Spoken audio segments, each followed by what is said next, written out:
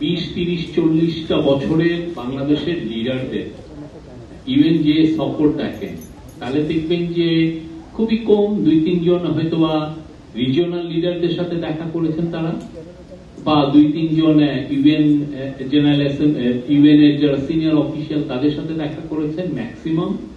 তো এবার যেটা হয়েছে যে প্রফেসর ইউনূস 23 তারিখে রাতে ওইখানে ছিলেন, আমরা অ্যারাইভ করলাম 24, 25, 26, 27 এই 4 দিনে ওনার একটা আমি বলবো অসম্ভব একটা প্যাক একটা শিডিউল ছিল।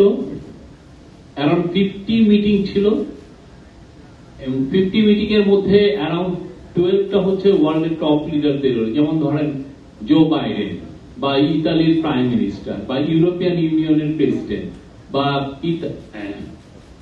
ডাচ প্রাইম মিনিস্টার, চায়নার ফরেন মিনিস্টার, ইউএস এর foreign secretary of state, IMF এর চিফ, ওয়ার্ল্ড ব্যাংকের চিফ, ILOর চিফ,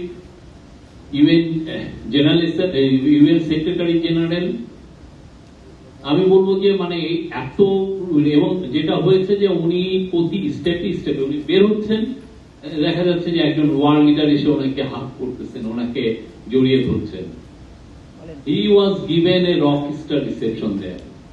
সবাই তার সাথে দেখা করতে চেয়েছেন এবং যেগুলো মূল যে এসেন্স ছিল সেটা এটা হিস্টোরিক হওয়ার জন্য সবচেয়ে সবাই বলেছেন এই গভর্নমেন্টের সাথে, এই গভর্নমেন্টকে তারা সাপোর্ট করেন এবং এর সাথে তারা এই ইন্টারিম গভর্নমেন্টের সাথে তারা কাজ করতে ইচ্ছুক।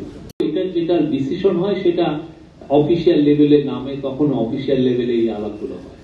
আর 6টা কমিশনের যেটা বলেন, হ্যাঁ কালকে থেকে এটা শুরু করার কথা, কিন্তু যেটা হয়েছে যে একটা ডিসিশন এসছে যে তার আগে এই বাংলাদেশের যে পলিটিক্যাল পার্টিগুলোর সাথে আমাদের উপদেষ্টা পরিষদ আর এক দফা আলোচনা করতে চাচ্ছেন, আলোচনা করে ওনারা এই এটা চূড়ান্ত করবে। টেকনিক্যালি 6 জন কমিশনারে যখন নাম হয়ে গেছে, আমি বলতে পারি যে কমিশনের কাজ কিছুটা হলেও শুরু হয়েছে, কিন্তু যেটা হচ্ছে যে পুরো পলিটিক্যাল পার্টিরা তো এখানে একটা স্টেক হোল্ডার, তার সাথে একটু আলাপ হবে, হয়ে তাদের মতামত একটু চাওয়া হবে অনেক কিছুতে।